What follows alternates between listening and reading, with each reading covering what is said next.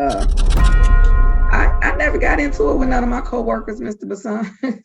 You said coworkers get into it. I never got into it with none of my coworkers. I mean, I've been working since I was in college.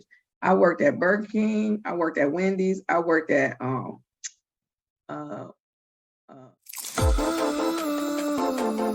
Welcome back to Legal Livewire. Today we have an important update. Mr. Allen.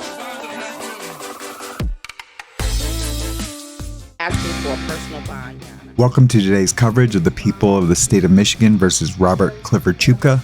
This case involves an alleged workplace altercation leading to an aggravated assault charge, now reduced to an attempted aggravated assault plea. Over the course of the hearing, we see tensions rise, witness statements evolve, and no contest plea entered in open court. We'll break down the critical moments, the judge's final ruling, and what it all means going forward.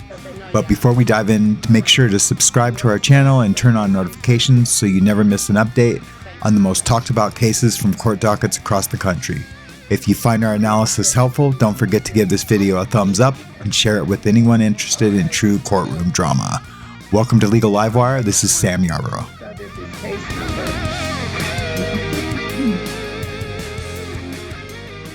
Where did it go on my docket? Oh, here we go. Case number 224427501, the people of the state of Michigan versus Robert Clifford Chupka. The defendant is charged with one count of assault aggravated. Today is the date set for a final pretrial conference. Appearances, please. Your Honor, for the record, Christina Ritter on behalf of the people. And Your Honor, I just received notice that the complainant witness is inside the courtroom. Mr. Bauer, if you can come into camera view. You want him to sit down? He can come up to the podium. Oh, to the podium. Sorry.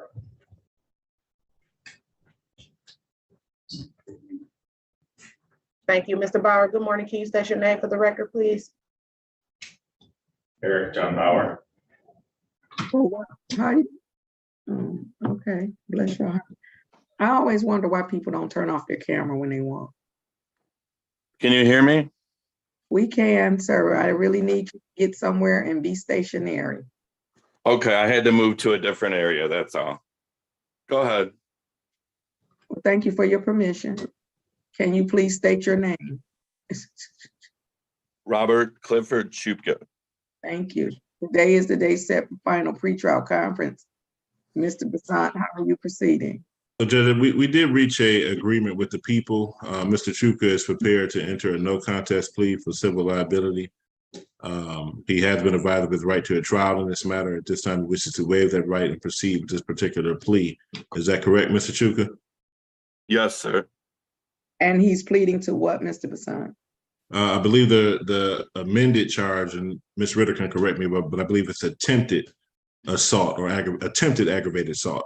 Aggravated assault. Is that correct, Ms. Ritter? Your Honor, that is correct. And a part of that plea agreement is a recommendation from the people for a term of probation, 12 weeks of anger management, restitution, if any is applicable, and no contact with Mr. Eric Bauer. After previous tense deliberation and private discussions, Chupka's defense attorney announces the deal. They'll plead no contest to a reduced charge of attempted aggravated assault. The atmosphere shifts slightly, but everyone in the courtroom braces for the judge's response as the plea agreement could determine Chupka's fate. It's not stationary. I need you to get stationary. Okay, I'm stationary. All right, your lawyer has indicated that you want to accept the people's offer and enter a plea of no Ms. Ritter, that was the people's offer for no contest. I'm sorry, Judge. Yes, the people have no objection to a no contest plea. Right. Your lawyer has indicated that you want to accept the people's offer and enter into a no contest plea today. Is that what you want to do? Yes, ma'am. Sir, I'm going to share my screen, and on my screen is an advice of rights form. My question to you is, have you had an opportunity to review for yourself or to go over with your lawyer your constitutional rights? Yes. Okay, you're not going to be able to put your head down like that. So are you having difficulty hearing us? No, I can hear you. Okay, so I need you to not keep putting your head down. I need your face to be in the camera, okay? Okay, no problem. All right. So have you had an opportunity to review for yourself or go over with your lawyer your constitutional right? Yes, And when you did that, did you understand your constitutional rights?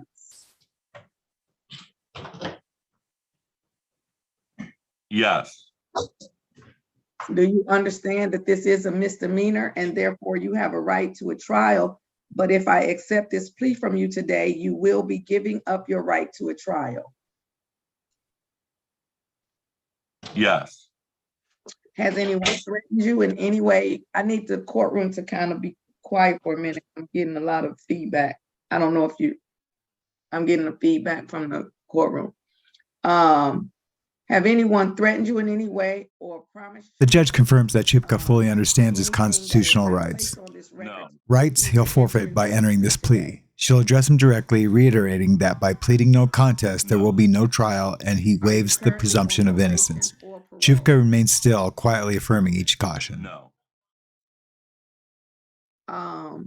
Finally, drawing your attention to number 11 on the advice of rights form. Do you understand that by entering into this voluntary plea, you may be giving up your right to an automatic appeal? And if you were to change your mind about the plea, you would have to either request permission of this court to set aside your plea or request permission of the circuit court to appeal the conviction. I understand. With that understanding, do you still want to give up your rights to a trial and enter into this plea?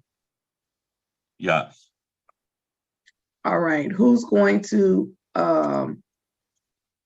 place the factual basis for the plea on the record?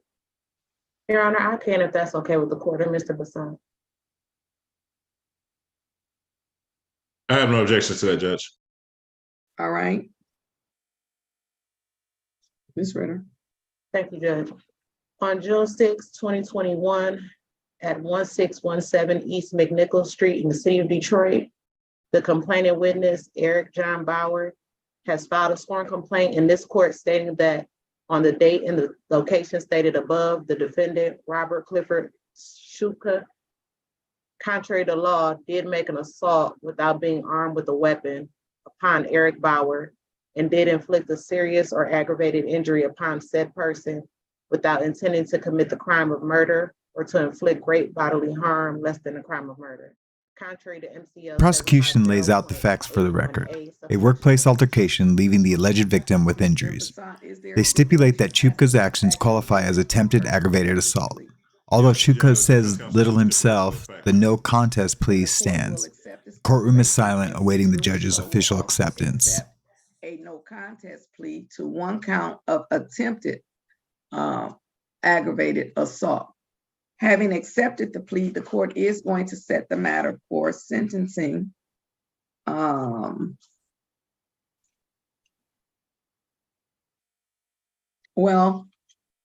Unless, is there any objection to immediate sentencing since the complainant is present today, or did you? I would ask for an immediate sentence if possible, Judge. All right, yeah, any objection from the people? Judge, we have no objection if Mr. Bauer is in the courtroom and ready to give a victim impact statement. The people are ready for sentencing. All right, then let me get my sentencing forms, hold on. All right, with respect to sentencing then, is there anything on behalf of the people? Judge, with respect to sentencing, I'm just asking the court to adopt the recommendations from the people regarding the plea agreement in this matter, Your Honor. It looks like this incident took place at a workplace where Mr. Suka and Mr. Bauer were both employees. I would defer to Mr. Bauer in his impact statement if they still work together. However, I would ask that there's no contact between the two parties, Your Honor. And the other terms and conditions, I will leave that in discretion of the court. As far as restitution, Judge, I believe that there are some medical expenses that occurred because of this incident. Again, I'll defer to Mr. Bauer during his impact statement if he'd like to express that to the court. If they are, Judge, I'm asking the court to set that first review hearing as a restitution hearing as well, to give the people an opportunity to go over those medical bills to see what would apply as restitution, and also provide that copy to the court if necessary, and of course, Mr. Bassan. Mr. Bowers, would you like to address the court? No comment. No comment, okay. The complaining witness is given an opportunity to speak, an emotional moment in many assault Mr. cases. Bassan. However, with minimal words offered, Yes, the judge Judge, on swiftly behalf moves of our forward, client, imposing the Your final Honor, from my sentence. understanding, this case is I an older. apologize. I apologize. I'm sorry for interrupting. Mr. Bowers, we need to know if you still work with Mr. Chuka. No, I do not. Okay, thank you. Mr. Bassan. And so, Judge, from my understanding, this is an older case. The parties have not worked together for over 2 years. There's been no contact since this particular incident. I know that my client is extremely remorseful for the situation. He does not have an assaultive past or an assaultive history. This is a situation where, unfortunately, if co-workers get into it, and unfortunately, this incident happened. My client has actually been in counseling and therapy for the past year. Since this particular incident, working on himself and some personal issues. I foresee him having no further contact with the law, no further contact with this particular complainant. And I just ask that the court adopt the sentencing recommendation and allow Mr. Chuka to kind of move on with his life and proceed with his life, Your Honor. Mr. Chuka, would you like to make a statement on your own behalf? No, I'm okay. Thank you. All right. So the court is going to ready to impose sentence. I never got into it with none of my coworkers, Mr. Bassan. You said coworkers get into it. I never got into it with none of my coworkers. I mean, I've been working since I was in college. I worked at Burger King. I worked at Wendy's. I worked at one of those smorgasbord places, and then I worked with Upward Bound. Then I worked at a law firm, a law office, and then I went to law school. Then I was working at the law firms and different places. And then I've been working for a long time. I never got into it with none of my coworkers where nobody would be charged with assault or aggravated assault. Now we might have had a disagreement, and we may have had a disagreement in terms of like I don't know, some stuff, but I never got into it with my coworkers. So I don't know. And I don't know, I mean, I never heard of no people fighting at the court, but they could, I'm not in human resources, so they might be fighting. Nonetheless, I don't know the situation. Nobody really told me what happened. So I'm at sentencing. Mr. Bowers didn't make a statement. Mr. Chuka didn't make a statement. Nobody told me what happened. So I don't know what happened. I don't know if it was real bad or if it was not so bad. I know that the original charge is aggravated assault, so I'm assuming there was an injury, but quite frankly, I shouldn't be sentencing and be assuming anything. So just remember that in the future, when we're doing immediate sentencing, the court has no idea of what the facts of the case are.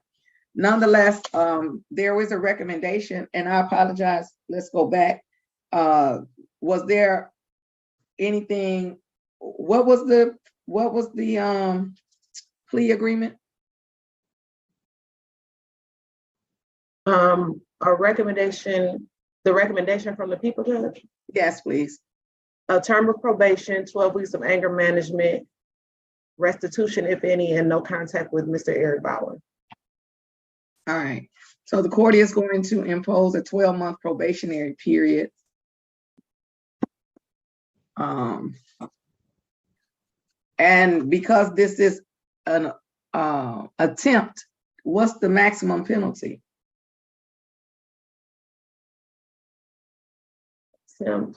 So the original is one year, Your Honor. So okay, so this is a 6-month misdemeanor. Yes, Judge. yes. Which also means it's probably a 2.5-year probation, up to 2.5 years probation maybe.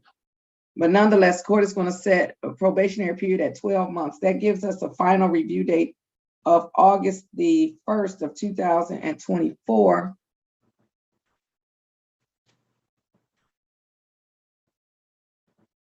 And then I'm going to set her, I mean, again, okay, I guess I'll set a restitution hearing, but Mr. Bowers didn't say anything about needing restitution. He didn't address the court. He didn't say he got injured. He didn't say he had any medical expenses or anything like that. I'm going to, at this particular time, set the restitution at 0. I will allow an opportunity to present any restitution information at the first review, which I will set for October the 5th. Let me make sure. Okay, for October the 5th will be the first review. And restitution hearing, I suppose, but nobody said anything about restitution. All right. And then court is going to impose the following fines, costs, and fees. Mandatory cost of $210, a $250 fine,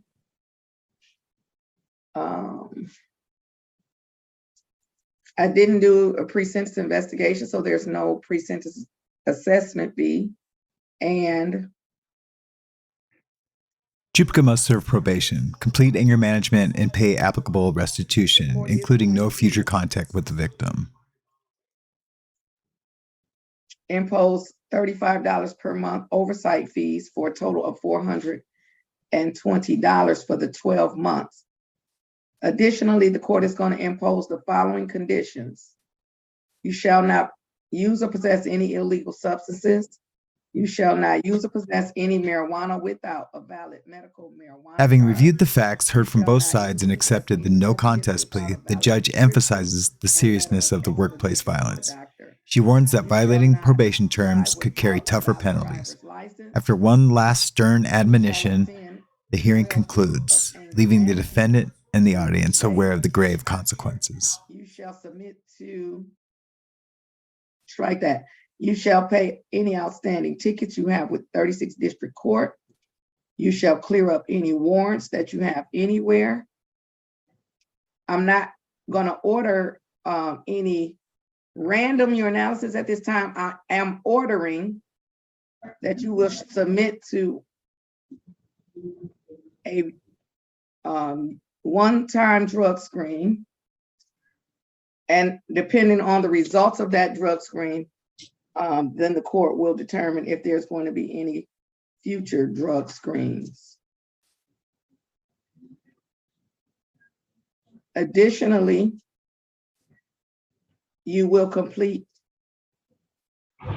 2 days, which is equivalent to 16 hours of community service. Mr. Basant, I need you to contact the courtroom to confirm Mr. Chuka's address and phone number so that we can forward that information to probation. I will do so, Judge. All right. Oh, and then actually, let me, I understand from the chief judge that there's a, that the urinalysis will be conducted at 36th District Court. So for that one drug screen that I am ordering, at this time, I'm going to impose $10 to the cost, to his cost for the drug screen.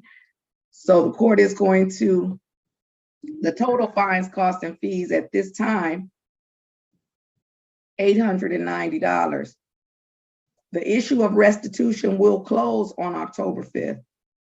The issue of restitution will close. If I don't have any information about restitution, October 5th, then the restitution will be permanently set at 0. Anything further? Yeah, just one question, so I'm just 100% clear with my client. I know we have a review date on October 5th, but the total amount of probation was it 12 months or? 12 months, yes. Okay. And so, Judge, I'm just curious, does the court allow for early termination at the halfway point or not? I do, Okay, all right, thank you, Judge. yes, if he is eligible. But I didn't say that because I don't know allegedly how much if there's any With restitution. restitution, understandable. If I order restitution, if he can't pay it by the halfway point, then he wouldn't get the early discharge. But I'm cutting it off on October 5th, so at least that would give him 3 months to pay if it's anything to be still eligible for the well, he can get, he could be discharged at any point after 6 months. Understandable, Judge. Okay. All right, then we're all set. Everyone have a great day and stay safe. All right, you too. Thank you, Judge. You're welcome. Thank you. You're welcome. Thank you for watching Legal Livewire. This is Sam Yarbrough. I'll catch you next time.